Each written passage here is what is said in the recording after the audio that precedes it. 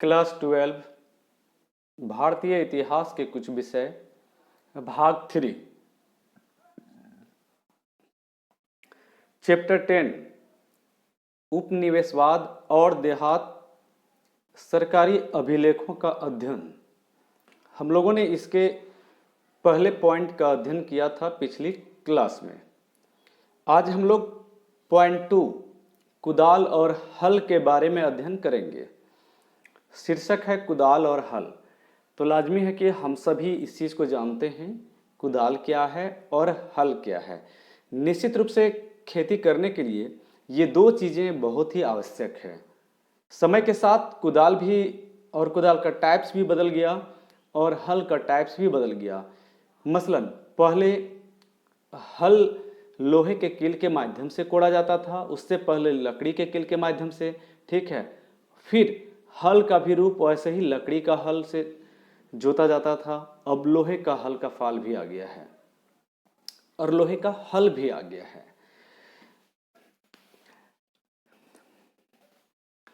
अब देखना यह है कि बंगाल की गीली जमीनों से हटाकर सूखे अंचलों पर और अस्थायी कृषि के क्षेत्रों से हटाकर झूम कृषि के क्षेत्र पर केंद्रित करें। मैं आपको इससे पहले कुछ बातें समझा दूं। बहुत सिंपल सी बात है। हमारा देश भौगोलिक विविधताओं से भरा पूरा देश है। लाजमी है, एक तरफ रेगिस्तान का इलाका है तो एक तरफ तटीय इलाका है, एक तरफ प्लेन एरिया है, एक तरफ डेजर्ट एरिया है, ठीक है, एक तरफ हिली एरिया है। बात समझिए इसको, ठीक है। तो जो हिली एरिया है और जो पहाड़ी और पठारी इलाके हैं, तो निश्चित रूप से ऐसे इलाके में खेती का तरीका प्लेन एरिया की तुलना में बिल्कुल ही अलग होता होगा और अलग होता ही है। कैसे अलग होता है? तो पहाड़ी और पठारी इलाके में खेत जो बनाए जाते हैं वह सीढ़ी नुमा खेत बनाए जाते हैं। ऐसा इसलिए क्योंकि पानी का बहाव को रोकने के लिए और पानी बिल्कुल खेतों में टिकी रहे और खेती संभव हो सके। लेकिन यही कंपैरिजन अगर हम प्लेन एरिया में करें तो प्लेन एरिया में पानी का बहाव प्लेन मतलब समान रूप से सभी खेतों में हो जाता है, ठीक है। तो वहाँ दिक्कत न हल चलाने में होती है, न पानी को जमा करके रखने में परेशानी होती है, ठीक है। ऐसे इलाकों में वाटर का लेवल भी बिल्कुल ऊपर में ही होता है। अगर आप बोरिंग करेंगे तो आप सिंचाई कर लेंगे। लेकिन अगर पहाड़ी इलाके की बात करें तो यहाँ पर जल का असमान वितरण होता है। यानी जब बारिश होगी तो पानी पहाड़ियों से एकदम झर करके, ठीक है, बह करके सीधा नदी में चली जाएगी। वह नदी जो बरसाती नदी है। तो इससे किसानों को बचने के लिए सीढ़ी नुमा खेत बनाना पड़ता है, ये हम सभी जानते हैं, ठीक है। अब रही बात झूम की खेती। झूम की खेती ऐसे पहाड़ी इलाकों में किया जाता है या किया करते थे। लाजमी है कि लोग एक स्थान पर जंगलों को काट कर सफाया करके और खेती किया, ठीक है, उसको जला करके राख बना डाला और फिर वहां पर खेती कर डाला। 2-4 साल तक वहां पर खेती किया, फिर उपजाऊ जमीन के चलते फिर दूसरे जगह पर जाकर के दूसरे इलाके में जाकर फिर जंगलों को काटा, सफाया किया, जलाया और वहां पर खेती किया। तब तक इस जमीन को परती छोड़ दिया गया। परती छोड़ी गई जमीन में पुनः उर्वरा शक्ति वापस लौट आती थी और दोबारा ये इसी इलाके में फिर खेती करना शुरू करते थे। चलिए 2.1 में हम लोग देखते हैं कि राजमहल की पहाड़ियों में, ठीक है, आपने एक व्यक्ति का नाम सुना है बार बार, ठीक है, फ्रांसिस बुकानन के बारे में, ठीक है। इस व्यक्ति का नाम आप जान रहे हैं कि फ्रांसिस बुकानन का रिपोर्ट हमें बार बार पढ़ना पड़ रहा है। 5वीं रिपोर्ट भी पढ़ा आपने। और फ्रांसिस बुकानन था कौन? दरअसल यह इंग्लैंड का रहने वाला था। फ्रांसिस बुकानन एक पेशे से चिकित्सक था और जो भारत आया बंगाल चिकित्सा सेवा में 1794 ईस्वी से लेकर 1815 ईस्वी तक कार्य किया। और इतना ही नहीं, इन्होंने कुछ वर्षों तक भारत के गवर्नर जनरल लॉर्ड वेलेस्ली का चिकित्सक भी रहा, शल्य चिकित्सक। कलकत्ता, जब यह कलकत्ता प्रवास किया, मतलब कलकत्ता घूमने के लिए गया, ठीक है, वर्तमान कोलकाता इसका नाम चेंज कर दिया गया है। तो यहाँ पर उन्होंने एक चिड़ियाघर की स्थापना की और यही चिड़ियाघर कलकत्ता अलीपुर चिड़ियाघर कहलाया। क्या कहलाया? कलकत्ता अलीपुर चिड़ियाघर। देखिए स्थापना किसने किया है? एक डॉक्टर ने किया, वह बिल्कुल एक क्षेत्र में मन न लगा करके कई क्षेत्रों में उसका मन लगता है। इतना ही नहीं, वह कुछ समय तक के लिए ईस्ट इंडिया कंपनी में वानस्पतिक उद्यान का प्रभारी रहा और बंगाल सरकार के अनुरोध पर, यानी बंगाल सरकार ने इनसे रिक्वेस्ट किया तो ब्रिटिश ईस्ट इंडिया कंपनी के अधिकार क्षेत्र में जितनी भी भूमि थी उसका विस्तृत रूप से सर्वेक्षण किया। ठीक है, अब सर्वेक्षण करने के किया, लेकिन उनके स्वास्थ्य ने साथ नहीं दिया। 1815 ईस्वी में वह बीमार हो गया और इंग्लैंड चले गए। अपनी माता की मृत्यु के पश्चात वे इंग्लैंड में ही अपने जायदाद का वारिस बने और उन्होंने अपने वंश के नाम हैमिल्टन को अपना लिया। इसलिए उन्हें अक्सर बुकानन हैमिल्टन या हैमिल्टन भी कहा जाता है। आप जरा देखिए कि बुकानन ने क्या क्या काम किया। इन इलाकों का जो सर्वेक्षण किया राजमहल पहाड़ी का, इसमें ये हमेशा जोर देता था कि यहाँ के लोग कैसे हैं, कौन कौन से लोग रहते हैं, ये पहाड़ी लोग कौन थे। ठीक है, और पहाड़ी लोग अक्सर बुकानन यानी किसी भी ईस्ट इंडिया कंपनी के व्यक्ति को या अधिकारी को देखता था तो वो हमेशा संशय भाव से देखता था कि लगता है कोई ऐसा आ गया जो विद्रोही है। ठीक है, साथ ही साथ उन्होंने उन स्थानों के बारे में भी डायरी लिखी जहाँ जहाँ उसने भ्रमण किया था, लोगों से मुलाकात किया, रीति रिवाज के बारे में जाना। ठीक है, ये सब कुछ उन्होंने लिखा। लेकिन हमारे मस्तिष्क में अनेक प्रश्न खड़ा करते हैं, किंतु यह हमेशा हमें उत्तर देने में सहायक नहीं होती है। क्यों? क्योंकि उसकी यह डायरी समय के केवल एक क्षण विशेष के बारे में बतलाती है। वह ईस्ट इंडिया कंपनी का एक कर्मचारी है, वह उसकी सेवा में लगा है। ठीक है, क्या जरूरी है कि यहाँ के लोगों के बारे में या पहाड़िया के बारे में वह सही सोच रख करके सही बात को लिखे, उनकी सारी समस्याओं को लिखे। ठीक है, उन्हें सुविधाएं दी गई या नहीं दी गई इस चीज़ को लिखे, क्या उन्हें खेती के लिए जो प्रमोट किया जा रहा है क्या उन्हें सहायता प्रदान किया जा रहा है, इस बारे में लिखे। लेकिन हो सकता है कि यह सस्पेंस में इन चीज़ों को रख करके वह केवल और केवल ईस्ट इंडिया कंपनी के हितों को ही या उसके नज़रिए से जो देखता है उसे ही लिखेगा। फिर आप पाएंगे कि राजमहल की पहाड़ियों के इर्द गिर्द रहा करते थे कौन? पहाड़िया लोग। वे जंगल की उपज से अपनी गुजर बसर करते थे, झूम की खेती करते थे और बड़े मेहनती किस्म के इंसान थे। ठीक है, इतना ही नहीं, घास फूस को जलाकर राख बनाकर खेती को उर्वरा बनाते थे। पोटास के रूप में उसकी खेती में उर्वरा चली जाती थी और खाने के रूप में ज्वार, बाजरा, दाल की कुछ किस्म उगा लेते थे। ठीक है, और खेती करने की जो परंपरागत तरीका था कुदाल और हल से, ठीक है, उनसे वो खेती करते थे। देखिए फ्रांसिस बुकानन के बारे में जो अभी मैंने कहा यहाँ भी आपका लिखा हुआ है, आप इसे पढ़ लेंगे।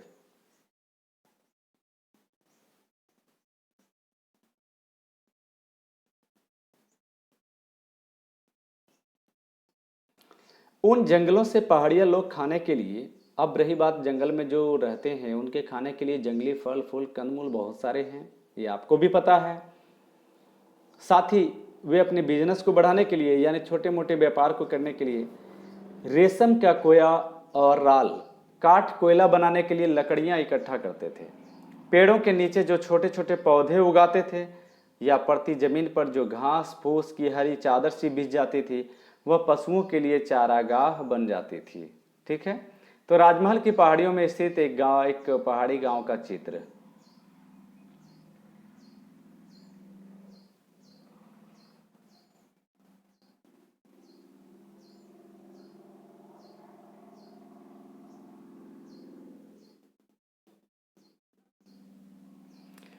एक्वाटिंटी ताम्रपट्टोत्कर्णी एक ऐसी तस्वीर होती है जो ताम्रपट्ट में अम्ल की सहायता से चित्र के रूप में कटाई करके छापी जाती है।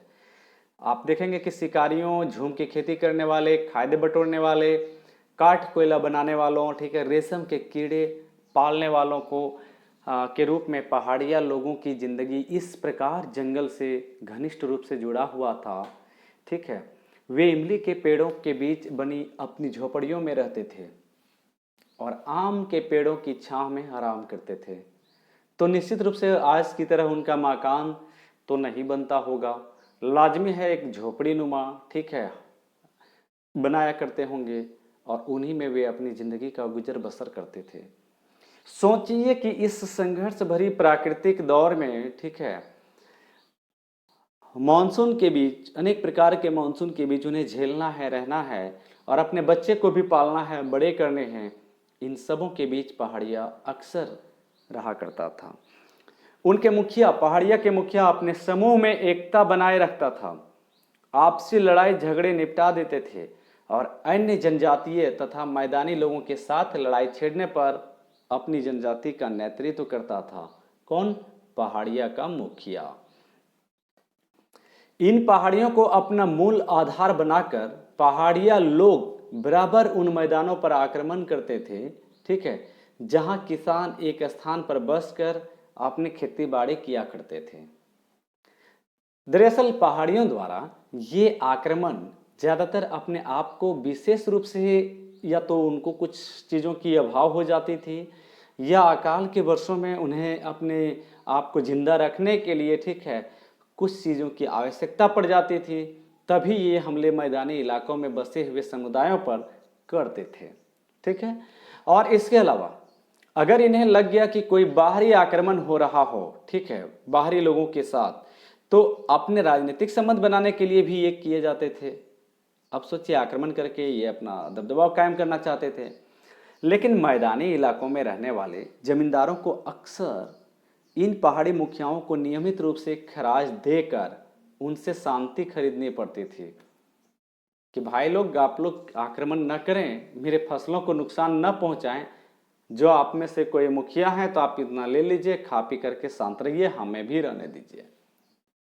अब यहाँ देखने इस बात की है कि इसी प्रकार व्यापारी लोग भी जो व्यापार करने के लिए जंगल में जाया करते थे, ठीक है, तो इन पहाड़ियों द्वारा जो नियंत्रित रास्ता था उसका इस्तेमाल की अनुमति प्राप्त करनी पड़ती थी।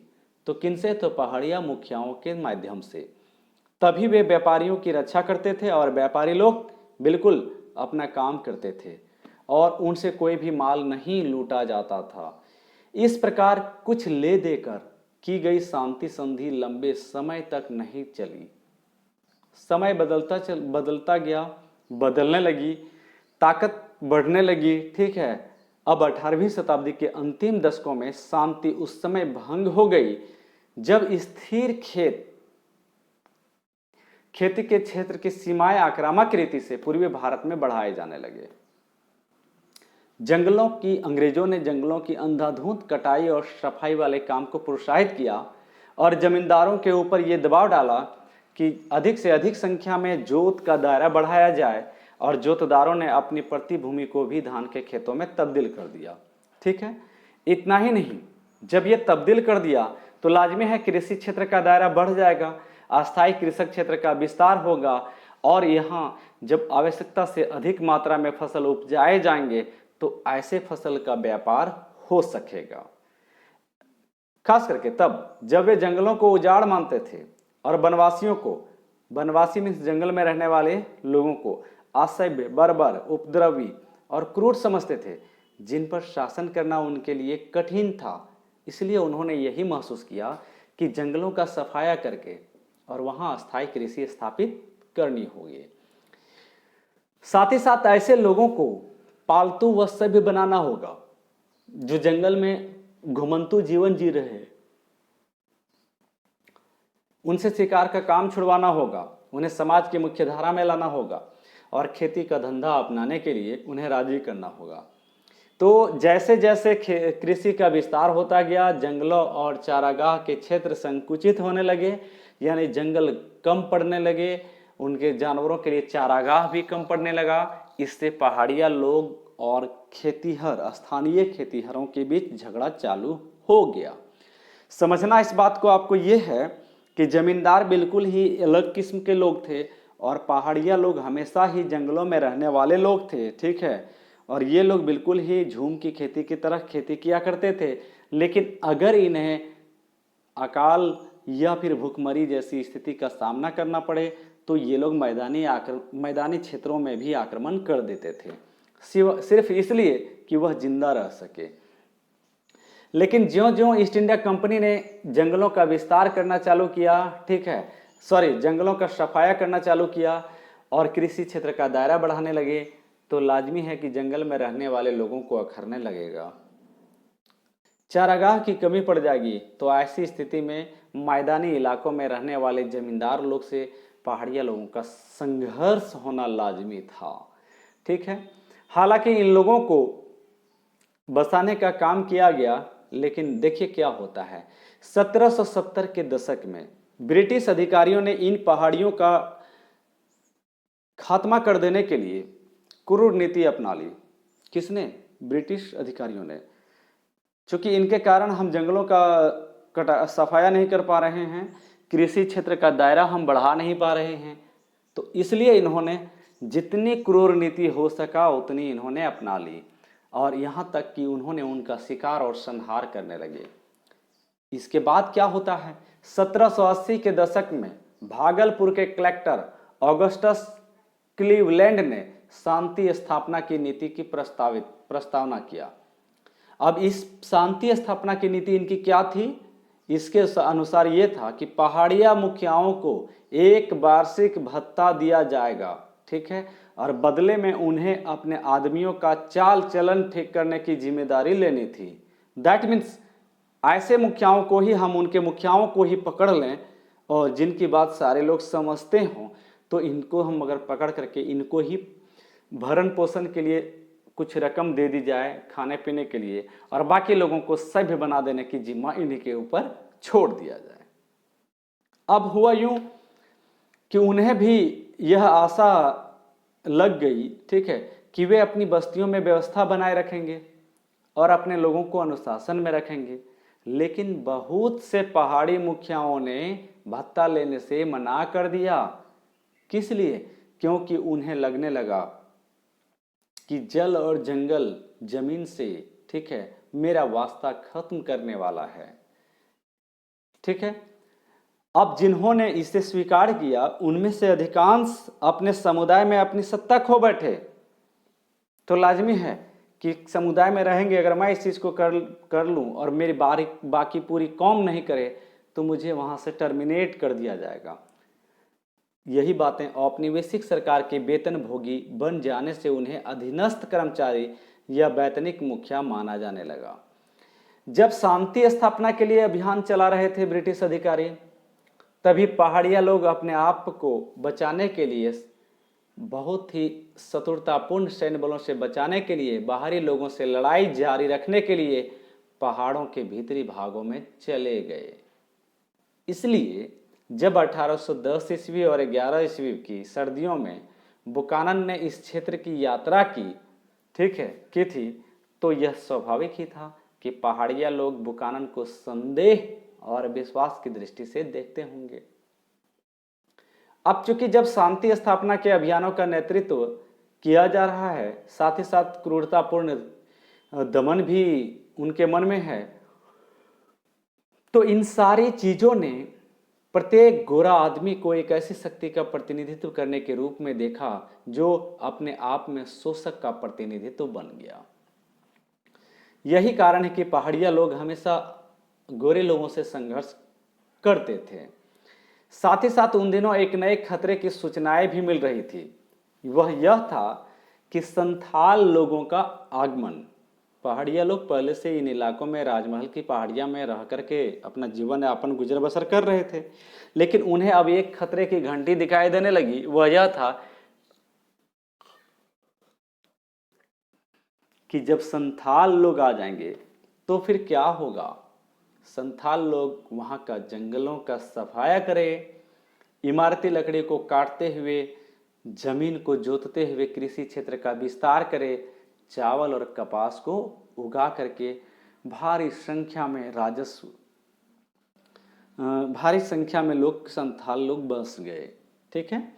अब चूंकि संथाल बासिंदों ने निचली पहाड़ियों पर अपना कब्जा जमा लिया था, इसलिए पहाड़ियों को राजमहल की पहाड़ियों में और भीतर की ओर पीछे हटना पड़ा। संथाल लोगों को राजमहल की पहाड़ियों में निचले क्षेत्र में बसाया गया और जो पहाड़िया लोग थे वह हमला करने की नीति के तहत वह सीधा अंदर की तरफ घुस कर चले गए और वहीं बस गए।